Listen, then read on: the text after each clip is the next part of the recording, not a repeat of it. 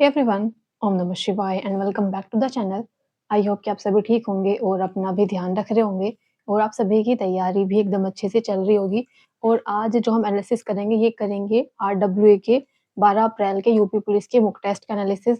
और ये वाला मॉक टेस्ट मैंने मंडे वाले दिन लगाए थे, संडे वाले दिन मैं नहीं लगा पाई थी। एक्चुअली में मेरे दीदी और जीजू आए हुए थे और उनके मतलब उनके क्या मेरे 2 भांजे आए हुए थे। तो थोड़ा-सा टाइम वगैरह नहीं मिल पाया था मॉक टेस्ट वगैरह लगाने के लिए, क्योंकि एकदम ये रहता है कि अगर आप शांति से बैठकर मॉक टेस्ट लगाओ तो ही लगा पाते हो। उसके बाद सेकंड रीज़न ये था कि मैं पिछले वाला आरडब्ल्यूए का जो यूपी पुलिस का मॉक टेस्ट था वो भी नहीं लगा पाई थी। और उसका रीज़न ये था कि मॉक टेस्ट ना ओपन नहीं हो रहे थे मेरे, पता नहीं क्या हुआ था फ़ोन में। ये लिखा रहा था कि अंडर मेंटेनेंस कुछ लिखा रहा था, मैं आप सभी को स्क्रीन पर दिखाऊँगी वो। मैंने 2-3 बार ट्राई किया, पहले तो मुझे लगा शायद नेटवर्क कम आ रहे थे मेरे रूम में, इस वज़ह से शायद वो मेरा जो है कोई सा भी मॉक टेस्ट ओपन नहीं हो रहा था। पहले मैंने यूपी पुलिस का करके देखा, वो ओपन नहीं हुआ। फिर मैंने सोचा कि एक बार एसएससी जीडी का है, कोई दूसरा मॉक टेस्ट ओपन करके देखती हूँ, शायद वो हो जाए। कोई सा भी मॉक टेस्ट ओपन नहीं हुआ। फिर मैंने पूरा जो ऐप था वो पूरा अनइंस्टॉल किया, फिर दोबारा से उसको इंस्टॉल करके तब जाकर मैंने मॉक टेस्ट लगाया, क्योंकि उसके बाद वो सही हो गए थे ओपन। पहले लिखा रहा था कि अंडर मेंटेनेंस समथिंग कुछ ऐसा लिखा रहा था, जबकि मैं उसको अपडेट भी कर दिया था, मैंने सब चीज़ें कर दी थी। और ऐसा ही हुआ था। इसी वज़ह से मैं ना तो लास्ट वाला जो यूपी पुलिस का लास्ट जो संडे में मॉक टेस्ट आया था वो भी नहीं लगा पाई थी। और आज जब मैं मंडे वाले दिन लगाने के लिए बैठी मॉक टेस्ट, तब वो फिर से लिखा है, इसलिए मुझे दोबारा से इंस्टॉल करके वो इंस्टॉल किया। अगर आप सभी में से भी किसी के साथ ऐसी प्रॉब्लम हो रही है कि मॉक टेस्ट को आप ओपन करके अगर लगाने की कोशिश कर रहे हो, वो बार-बार नहीं चल रहा है या ओपन नहीं हो रहा था, उसको एक बार अनइंस्टॉल करके दोबारा से इंस्टॉल कर लेना, शायद वो तब सही से काम करे।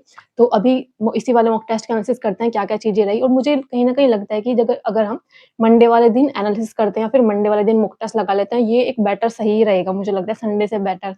क्योंकि संडे में आपने देखा होगा मॉक टेस्ट लगाने के बाद क्वेश्चन ओपन नहीं होते और इसके बाद जैसे आपने मॉक टेस्ट लगाया, आपको सिर्फ इतना पता चलेगा कि कौन से पार्ट में कितने क्वेश्चन ठीक हैं, कहाँ पर क्या-क्या गलतियाँ हुई है।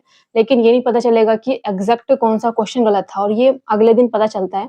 इसीलिए जब हम छोड़ देते हैं ना कि इसको अगले दिन एनालिसिस कर लेंगे, तो वो पार्ट फिर छूट ही जाता है। इसके लिए मुझे सही लगता है कि मंडे वाले दिन, यानी कि अगले दिन मॉक टेस्ट, 1 दिन बाद मॉक टेस्ट में लगाया करूँगी, कोशिश तो ये रहेगी। क्योंकि अगर साथ के साथ आप मॉक टेस्ट लगाओ, उसके बाद तुरंत उसका एनालिसिस कर लो कि कौन से क्वेश्चन में कहाँ पर मिस्टेक हुई, तो वो ज़्यादा बेटर रहता है। एक दिन के लिए अब हम उसको छोड़ देते हैं ना कि नेक्स्ट डे कर लेंगे, तो फिर वो रह ही जाता है, फिर वो हो नहीं पाता। तो पहले इसमें कुछ क्वेश्चन देखेंगे कि क्या-क्या, कौन-कौन से टाइप के किस-किस, मतलब क्या-क्या चीज़ें गलतियाँ हुई हैं। और पता नहीं, मुझे लगता है शायद जीएस में मेरे तुक्के लगे हैं या फिर ऐसी आसानी आई हुई थी जीएस में। मुझे जीएस में आज मेरा अच्छा स्कोर हुआ है, नहीं तो आप सभी को पता होगा जीएस मेरी ज़्यादा अच्छी नहीं जाती, लेकिन आज जीएस वाले पोर्शन में भी ठीक स्कोर हुआ है। और हिंदी में शायद नॉर्मल सा स्कोर है। हिंदी के अकॉर्डिंग जीएस का स्कोर काफ़ी सही लग रहा है मुझे। पहले चलो कुछ क्वेश्चन देखेंगे, उसके बाद बात करेंगे कि स्कोर क्या रहा। पहले मैंने कुछ क्वेश्चन रखे थे। तो देखो, ये वाला स्क्रीनशॉट मैं आप सभी को दिखाऊँगी। देखो, ये लिखा रहा था जब मैं मॉक टेस्ट लगा रही थी कि सर्वर अंडर मेंटेनेंस, ये लिखा रहा था। तो फिलहाल स्टार्ट करते हैं पहले क्वेश्चन से, स्कोर बाद में देखेंगे। क्वेश्चन कहाँ है? तो सबसे पहले ना एक रीज़निंग वाले पार्ट में क्वेश्चन था, क्वेश्चन नंबर तीसरा ही था, मतलब थर्ड वाला क्वेश्चन था। 7 7 था, 42 था और 299 था। ये क्वेश्चन मेरा नहीं बना था, मैंने इसमें बहुत टाइम लगाया, आप ऊपर टाइम भी देखना। 162 सेकंड मैंने इस क्वेश्चन को करने में लगाए थे, लेकिन ये क्वेश्चन मेरा बना नहीं था। बहुत अजीब-सा इसमें लॉजिक था, कुछ 7 करके पता नहीं, 7 में कुछ 5 की मल्टीप्लाई कर रखी थी, फिर 42, पता नहीं कैसे-कैसे करके इसमें कुछ लॉजिक सा था। तो ये बहुत ही मतलब अच्छा क्वेश्चन था ये, बहुत मतलब अगर अगर ये एग्ज़ाम में आ जाता ना तो बहुत मुश्किल हो जाता है इसका लॉजिक ढूँढना। क्योंकि एग्ज़ाम में वैसे ही इतना प्रेशर रहता है, टाइम कम रहता है, तो चीज़ें मैनेज नहीं हो पाती। यहाँ पर भी मैंने इसमें अच्छा खासा टाइम दिया, लेकिन मेरा ये क्वेश्चन हुआ नहीं था। रीज़निंग वाले पार्ट में था ये। और एक और था, रीज़निंग में क्वेश्चन था, ये ऐसे बॉक्स दे रखी थी, इसमें बताना था कि इसमें आयत की संख्या गिननी थी। ये क्वेश्चन भी मेरा नहीं बना। मेरे इसमें जो 16 आयत मैंने निकाल लिए थे, उसके बाद मुझे लगा शायद इतने ही होंगे और मैंने लगा दिया। इसमें थे 20 आयत और पता नहीं इसमें इन्होंने 4 कहाँ से एक्स्ट्रा आ गए इतने सारे। तो ये क्वेश्चन भी मेरा गलत हुआ था। मतलब बहुत ही अजीब-सा था। देखो, नॉर्मल जो आयत गिनने वाले क्वेश्चन या वर्ग गिनने वाले क्वेश्चन होते हैं वो बन जाते हैं, लेकिन जब ये आकृतियाँ इतनी आपस में मिला दी जाती है ना, तो इनसे एक्स्ट्रा भी बनते हैं। तो मुझे लगता है शायद मैं जो एक्स्ट्रा बने थे, मैं वो वाला काउंट मैंने नहीं किए होंगे ढंग से। ये क्वेश्चन गलत हो गया था इस वजह से। और एक था रीज़निंग में, 34 क्वेश्चन था कि एक निश्चित कोड भाषा में नॉर्मल को ये लिखा जाता है, तो लेआउट को कैसे लिखा जाएगा? ये क्वेश्चन भी मेरा नहीं बना था। इसमें भी पता नहीं, बहुत ही अजीब-सा अलग-सा ही लॉजिक था कुछ।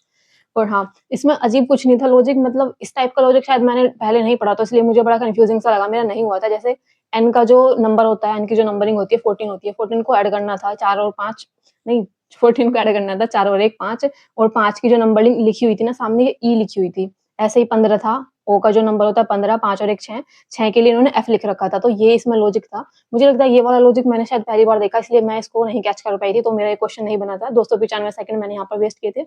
ऊपर आप टाइम भी देख सकते हो, जो क्वेश्चन मेरे नहीं बने थे, जिनको करने में मैंने ज़्यादा टाइम लिया, उसमें आपको अलग ही दिख जाएगा कि मैंने इनको बहुत बार ट्राई किया, लेकिन ये क्वेश्चन नहीं बने थे।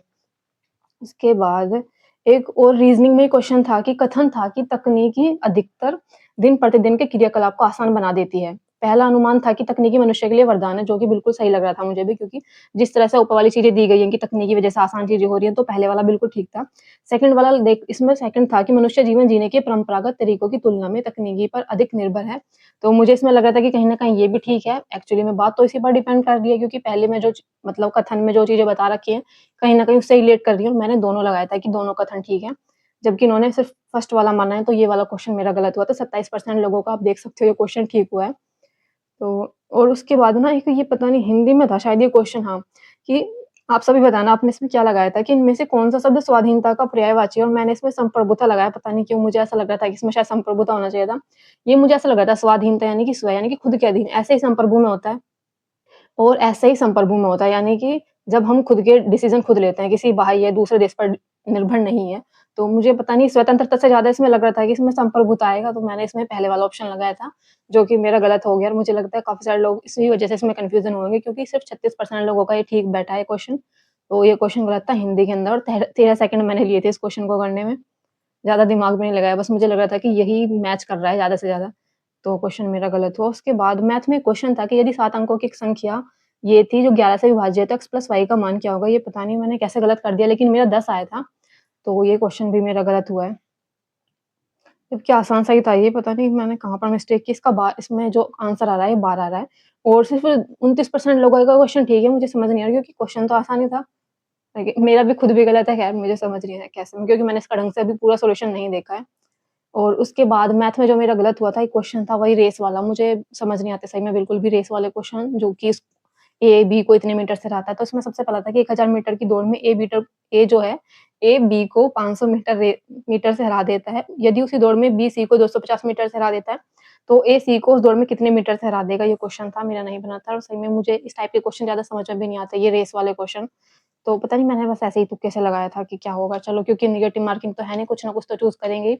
मैंने इसमें सी वाला ऑप्शन लगाया था, और शायद मैंने क्या किया था, मैंने 1000 में से शायद 250 घटा दिया था, मैंने पता नहीं कैसे करके, तो ये क्वेश्चन मेरा गलत हुआ था। 23% लोगों का ये क्वेश्चन ठीक है, ये क्वेश्चन मेरा गलत था, और मुझे लगता है यही लास्ट क्वेश्चन था। अभी देख लेते हैं फटाफट स्कोर क्या रहा था सब्जेक्ट वाइज़। सबसे पहले रीज़निंग की बात करूँ तो, लेकिन मैंने रीज़निंग सबसे स्टार्टिंग में नहीं की थी। मतलब जो ऐप था, मतलब जो ये आरडब्ल्यूए का जो मॉक टेस्ट था, इसमें सबसे स्टार्टिंग में रीज़निंग दे रखी थी। मैंने शुरू किया था, सबसे पहले मैंने हिंदी की थी, फिर मैंने जीएस किया था। जीएस के बाद रीज़निंग की थी, उसके बाद मैथ किया था। मेरा हमेशा से यही चलता है कि पहले सबसे पहले हिंदी, फिर जीएस, फिर रीज़निंग, और उसके बाद मैथ वाला पार्ट। ऐसे ही मैंने इसमें भी किया था। तो रीज़निंग के अंदर 46 क्वेश्चन ठीक हैं, 4 क्वेश्चन गलत हैं, और सही क्वेश्चन के लिए लगे थे 32 मिनट, और 10 मिनट लगे थे गलत क्वेश्चन के लिए। और हिंदी की बात करूँ तो हिंदी में मेरे 35 क्वेश्चन सही थे, 2 क्वेश्चन मेरे गलत थे। सही क्वेश्चन के लिए लगे थे 6 मिनट, और गलत क्वेश्चन के लिए लगी थी 28 सेकंड। और जीके जीएस की बात करूँ, इसमें मेरे 31 क्वेश्चन सही थे और 7 क्वेश्चन गलत थे। 5 मिनट लगे थे सही क्वेश्चन को करने के लिए, और 1 मिनट लगा था गलत क्वेश्चन को करने के लिए। तो ओवरऑल ये था स्कोर। मुझे बिल्कुल नहीं लगा था कि जीएस के अंदर इतना ठीक स्कोर आ जाएगा, क्योंकि जीएस मेरी, लेकिन फिर भी कुछ चीज़ें ना काफ़ी आसान दे रखी थी, जैसे वो रबी की फसल वाला दे रखा था क्वेश्चन, और भी कुछ क्वेश्चन ऐसे थे, और कुछ क्वेश्चन ऐसे थे, उनको पढ़ने के बाद आपको खुद लगेगा कि आपको मतलब बिल्कुल पता नहीं होगा कि एग्ज़ैक्ट ये वाला है, लेकिन वो ऑप्शन उस टाइप से दे रखा था कि बड़ा-सा ऑप्शन हो, और काफ़ी चीज़ें एक्सप्लेन कर रखी हो, तो 1-2 तो मैंने उसमें ऐसे ही तुक्के लगाए थे, जो कि ठीक भी हुए थे।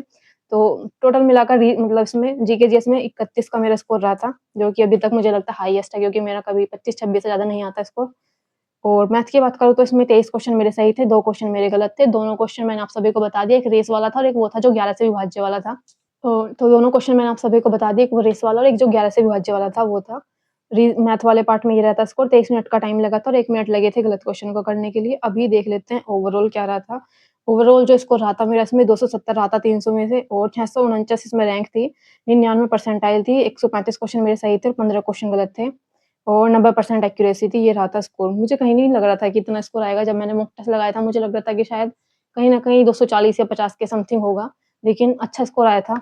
फिलहाल ठीक है, बता दिया मैंने चीज़ें और बाकी आप सभी अपना स्कोर बता देना क्या-क्या चीज़ें रही। मुझे लगता है कि जिस हिसाब से हमने पेपर देखा, यूपीएससी का पेपर कैसा हुआ, किस टाइप से क्वेश्चन आ रहे थे और उसके बाद अब हम इसका भी देख रहे हैं यूपी पुलिस का, जहाँ जब हमने 2023 में यूपी पुलिस की तैयारी करी थी, उस टाइम तक 232, 230 नंबर लाना भी बड़ा डिफ़िकल्ट होता था, इस टाइप का मॉक टेस्ट रहता था और अभी काफ़ी आसान मॉक टेस्ट आ रहे हैं कि लोग 270, 280 तक भी स्कोर कर रहे हैं।